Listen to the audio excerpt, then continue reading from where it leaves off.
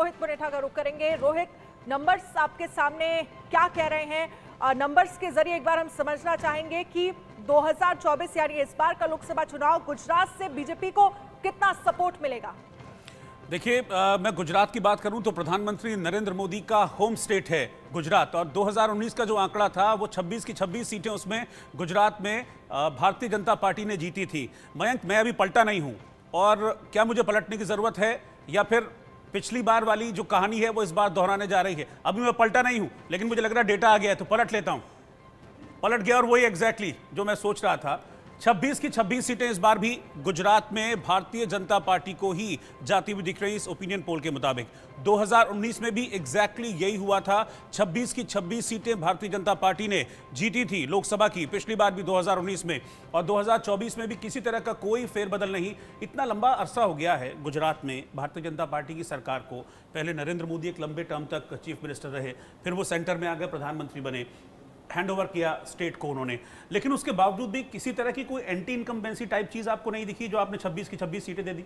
नहीं, बीजेपी सबसे ज्यादा एक्सपेरिमेंट अगर कहीं करती है तो मुझे ऐसा निजी तौर पर लगता है कि अगर कोई राज्य है वो है गुजरात। सबसे ज्यादा एक्सपेरिमेंट शायद जितने भी पायलट प्रोजेक्ट्स हैं बीजेपी के, वो शायद शुरू होते हैं गुजरात से ही। तो आप देखेंगे एंटी इनकम्बेंसी को हमेशा इन लोगों ने वहां से तोड़ने की कोशिश की है। आप विधानसभा चुनाव में देखें, पूरे के पूरे टीम को उन्होंने बदला। उसके बाद फिर लोकसभा में अगर आप देखें तो कई लोगों को इन्होंने नामचीन चेहरों को हटाया है, लेकिन कहीं ना कहीं जब हम लोग ग्राउंड पे देख रहे हैं तो वोट शेयर जो है वो खिसकती हुई दिख रही है बीजेपी की। बट एक खुशखबरी ये है उनके लिए कि वो कहीं ना कहीं सीट पे तब्दील होती हुई नहीं दिख रही है। यानी कि वोट शेयर आप कह रहे हैं कि थोड़ा बहुत इधर उधर हो रहा है बीजेपी का, लेकिन उसका इंपैक्ट सीट पर नहीं है। लेकिन मेजर बात तो यही है कि आप सीटें जीतेंगे तभी आप सरकार बनाएंगे। आप एक सीट पर बहुत ज्यादा वोट ले जाएं उससे कोई फायदा नहीं है। वो वोट का कहते हैं ना डिस्ट्रीब्यूशन, वो ठीक एक यूनिफॉर्म डिस्ट्रीब्यूशन होना चाहिए, शायद उसी में बीजेपी को फायदा हो रहा है, इसलिए इंटैक्ट है सीटें।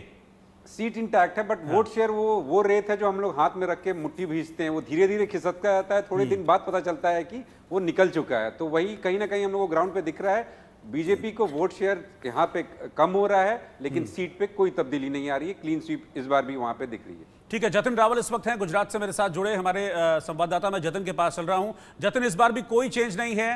कौन सी मेजर सीट्स हैं इस वक्त गुजरात में जिनको हम हॉट सीट कह सकते हैं?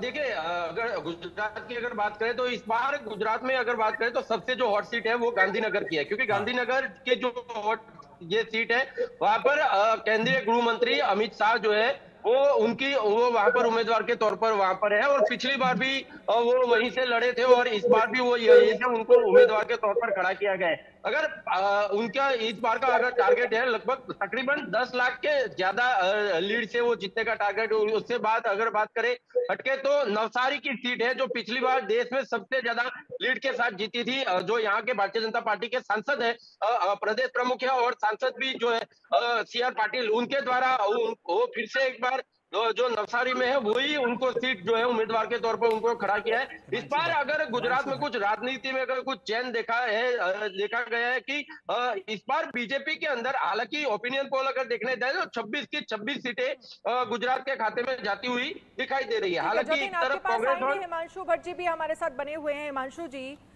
क्या खास बात आपको नजर आती है? गुजरात के लोग प्रधानमंत्री नरेंद्र मोदी के साथ कितना कनेक्ट करते हैं, ये हमने पिछले विधानसभा के चुनावों में भी देखा, लोकसभा के चुनावों में भी देखा, और एक बार फिर से 26 की 26 सीटें जो है वो बीजेपी के खाते में जाती हुई नजर आ रही हैं।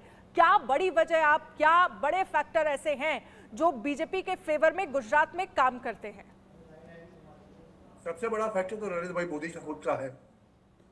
ये हमारे प्रधानमंत्री है, ये हमारे हैं, ये जो एक फीलिंग है ना वो बहुत काम करती है। मैं आपको एक उदाहरण देता हूँ कि 14 और 19 के अंदर मिला के आप देखें तो ऐसी सीटें हैं यहाँ पर जहां पर आज जो आप भी मयंक बता रहे थे, बहुत सही बता रहे थे कि वोट शेयर थोड़ा खिसकता जा रहा है।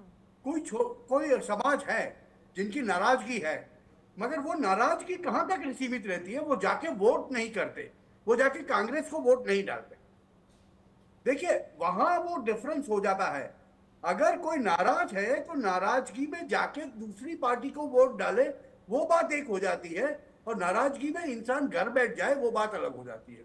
जहां तक मेरा मानना है, जैसे ये अभी राजकोट की बात करें, आज ये आया है कि राजकोट जैसी सीट के ऊपर जहां केंद्रीय मंत्री जो एक राज्यसभा के सांसद थे पुरुषोत्तम रूपाला जी, जो विवाद में भी रहे, अभी क्षत्रिय समाज राजपूत समाज का जो पूरा आंदोलन चल रहा है उन्हीं से शुरू हुआ था। यहां तो खैर उसका ज्यादा असर नहीं पड़ेगा। उनके सामने उन्होंने परेश धनानी जो विपक्ष के नेता थे एक जमाने में गुजरात विधानसभा के अंदर, उनको उतारा है कांग्रेस वालों ने। मगर यार यहाँ पर तकलीफ ये है, मैं आपको एक ही उदाहरण देता हूं जिससे आपको समझ में आ जाएगा। 2019 के अंदर ये सीट के ऊपर भाजपा ने 63.5% वोट लिए थे और इनके जीत का मार्जिन था 30.9%। तो अगर समझ लो इसमें से 5-7% वोट खिसकता भी है तो वो सीट में कन्वर्ट नहीं होता। और गुजरात की तकरीबन 14 सीटें ऐसी है जो लिस्ट मेरे पास है, वहां पर मार्जिन इतना बड़ा है कि दूसरे किसी को कोई स्कोप ही नहीं रहता। तो इसी वजह से आप देख रहे हैं कि गुजरात के अंदर 26 की 26 सीटें इंटैक्ट। ठीक है हिमांशु जी, आपके पास आएंगे। इसी बीच एक और बड़ी खबर का रुख कर लेते हैं। सायरन की आवाज आपको सुनाई दे रही है, समय है बड़ी खबर का। ओपिनियन पोल में अब बात महाराष्ट्र को लेकर करेंगे। महाराष्ट्र में एनडीए और इंडिया में कौन भारी पड़ने वाला है, महाराष्ट्र का ओपिनियन पोल क्या कहता है, आपको आगे बताएंगे। लेकिन उससे पहले 2019 की अगर हम बात करें, उस वक्त उद्धव ठाकरे और बीजेपी का गठबंधन था। 41 सीटें दोनों ने मिलकर जीती थी, जिसमें बीजेपी सबसे बड़ी पार्टी बनकर उभरी थी। 23 सीटें बीजेपी ने जीती थी और साथ ही 18 सीटें जो है वो शिवसेना ने जीती थी। वही बात अगर हम कांग्रेस की करें तो कांग्रेस और एनसीपी ने मिलकर 5 सीटें, एक आदर्श में और एक एआईएमआईएम के खाते में सीट गई थी। लेकिन इस बार स्थितियां बिल्कुल अलग हो गई हैं और इन स्थितियों को जानने के लिए, समझने के लिए आपको लेकर चलते हैं रोहित के पास। रोहित, महाराष्ट्र को लेकर इस बार तमाम चीजें बदल गई हैं 2019 से अगर हम कंपेयर करें, क्या है आंकड़ा? बिल्कुल, देखिए अनन्या, एक नहीं बहुत सारी चीजें बदली हैं। पिछली बार महाराष्ट्र में उद्धव ठाकरे और जो भारतीय जनता पार्टी थे वो एक साथ एक गठबंधन में थे, उद्धव ठाकरे एनडीए में थे। इस बार चीजें बदल गई हैं। उद्धव ठाकरे अब महाविकास आघाड़ी में चले गए हैं। उद्धव ठाकरे की पार्टी भी टूट गई है, एनसीपी भी टूट गई है, उसके भी 2 धड़े हो गए, अलग अलग हो गया। तो बहुत सारी चीजें महाराष्ट्र में उलझी हुई